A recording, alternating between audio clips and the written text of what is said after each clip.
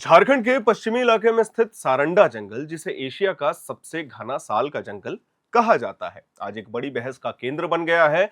सरकार ने इसे वन्यजीव सेंचुरी बनाने का प्रस्ताव रखा है। हम आपको बता दें कि इसका उद्देश्य जंगल और इसमें रहने वाले वन्यजीवों का संरक्षण करना है, लेकिन इस प्रस्ताव ने स्थानीय लोगों में चिंता और असंतोष की लहर भी पैदा कर दी है। आखिरकार जिन लोगों की आजीविका पूरी तरीके से इस जंगल पर निर्भर है, उनके लिए यह निर्णय केवल पर्यावरण का मामला नहीं है, बल्कि जीवन और रोजगार से जुड़ा हुआ एक अहम मुद्दा माना जा रहा है। मंगलवार को झारखंड सरकार के मंत्रियों का एक समूह सारंडा पहुंचा। इस दौरे का मुख्य उद्देश्य था स्थानीय आदिवासी और ग्रामीण समुदायों की राय जानना। टीम में वित्त मंत्री राधाकृष्ण किशोर, ग्रामीण विकास मंत्री दीपिका पांडे सिंह, श्रम मंत्री संजय प्रसाद यादव और कल्याण मंत्री चमरा लिंडा शामिल थे। उनके साथ कई अधिकारी और स्थानीय प्रतिनिधि भी मौजूद थे। इस मौके पर मंत्रियों से ग्रामीणों की बातचीत हुई और अपनी योजनाओं के बारे में मंत्रियों ने उन्हें जानकारी भी दी। स्थानीय लोगों ने अपनी चिंता स्पष्ट रूप से व्यक्त की। उनका कहना था कि हमारा जीवन पूरी तरीके से सारंडा जंगल पर निर्भर है। खेती, चराई, वनोपज, लकड़ी, जड़ी बूटियां और अन्य संसाधन हमारे रोजमर्रा के जीवन का हिस्सा है।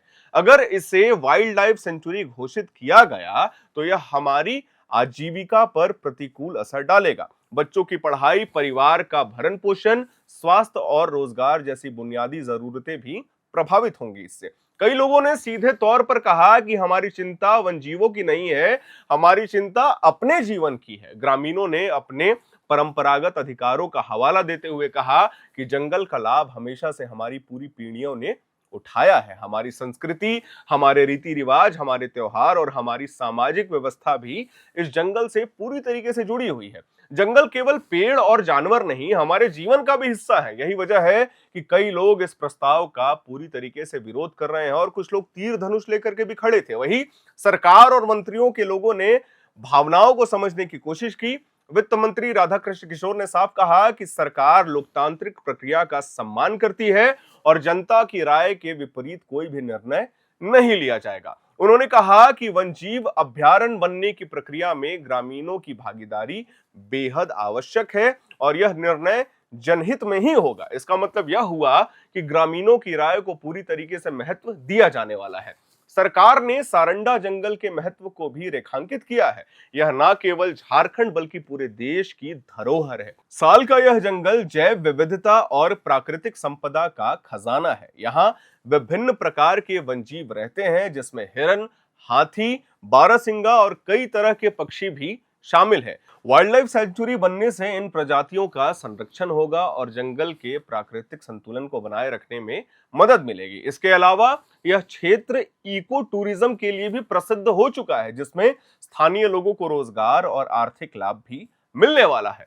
सरकार और ग्रामीणों के बीच एक जटिल स्थिति उत्पन्न हो गई है। एक तरफ पर्यावरण और वन्यजीव संरक्षण की आवश्यकता है, वहीं दूसरी तरफ स्थानीय आदिवासी और ग्रामीणों की आजीविका, उनकी परंपरा और उनकी जरूरतें भी हैं।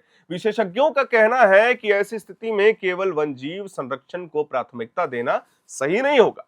ग्रामीणों के हितों और उनकी आजीविका को ध्यान में रखते हुए भी अंतिम निर्णय लिया जाना चाहिए। हम आपको बता देना चाहेंगे कि ग्रामीणों ने मंत्री समूह को अपना अनुभव भी बताया है। उन्होंने कहा कि जंगल की हर छोटी चीज हमारे जीवन में महत्वपूर्ण है।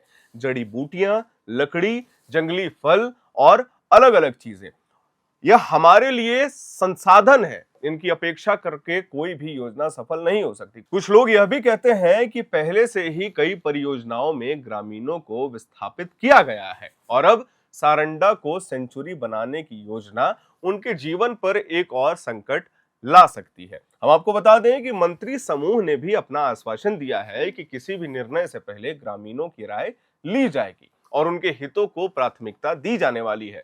समिति के अध्यक्ष राधाकृष्ण किशोर ने यह भी स्पष्ट किया है कि सरकार किसी भी परिस्थिति में जनता की भावनाओं को खिलाफ निर्णय नहीं लेने वाली है। उन्होंने यह भी कहा कि वन्यजीव संरक्षण और स्थानीय विकास को संतुलित करना हमारी सबसे पहली प्राथमिकता है और होने वाली है। शिक्षा, स्वास्थ्य, सड़क और रोजगार जैसी सुविधाओं का विस्तार भी इसी दिशा में किया जाने वाला है। विशेषज्ञों का मानना है कि सारंडा जैसे महत्वपूर्ण जंगलों का संरक्षण अनिवार्य है। यदि हम समय रहते कदम नहीं उठाते तो यह जैव विविधता वाला क्षेत्र धीरे धीरे समाप्त हो जाएगा। लेकिन इसका मतलब यह नहीं है कि स्थानीय लोगों को और उनके अधिकारों और आजीविका को अनदेखा किया जाए। आदर्श स्थिति यह होगी कि सरकार और स्थानीय समुदाय मिलकर एक ऐसा मॉडल तैयार करे जिसमें जंगल भी सुरक्षित रहे और लोग भी सुरक्षित रहें। सरकार ने इस प्रक्रिया में पारदर्शिता बनाए रखने का संकल्प लिया है और सुप्रीम कोर्ट ने भी कहा था, ग्रामीणों से बातचीत, उनके सुझाव और उनकी चिंताओं का पूरा दस्तावेज तैयार किया जाएगा। इसके बाद ही अंतिम निर्णय लिया जाएगा। यह दिखाता है कि लोकतांत्रिक प्रक्रिया में जनता की राय का कितना सम्मान किया जा रहा है और सरकार इसको लेकर के कितनी चिंतित है। अब ये तो आने वाला समय बताएगा कि इसके पीछे डिसीजन क्या होगा। सारंडा जंगल केवल पेड़ पौधे और वन्यजीवों का घर नहीं है, यह स्थानीय आदिवासी और वहां पे रहने वाले ग्रामीणों की पहचान भी है, उनकी संस्कृति और उनकी आजीविका का एक मुख्य हिस्सा है। इसे सेंचुरी बनाना या ना बनाना केवल एक प्रशासनिक निर्णय नहीं है, बल्कि समाज और पर्यावरण के बीच संतुलन बनाने की भी चुनौती है। आखिरकार सारंडा का भविष्य इस बात पर निर्भर करेगा कि हम पर्यावरण संरक्षण और मानव जीवन के बीच सही संतुलन कैसे बनाएं। यह सिर्फ झारखंड की नहीं, बल्कि पूरे देश की जिम्मेदारी है कि इस जंगल और यहाँ के रहने वाले मूल रूप से लोग दोनों के हितों की बात को रखा जाए और उन्हें सुरक्षित किया जाए। बाकी जैसे जैसे इस मामले का अपडेट्स आएगा, हम अपने चैनल के माध्यम से अपने दर्शकों को देते जाएंगे। कैमरे के पीछे मौजूद हैं हमारी सहयोगी रश्मि। अगर आपको ये वीडियो पसंद आया हो तो इसे लाइक करिएगा, शेयर करिएगा, हमारे चैनल को सब्सक्राइब करिएगा। मेरा नाम है हर्षित और आप देख रहे हैं एयर नाउ।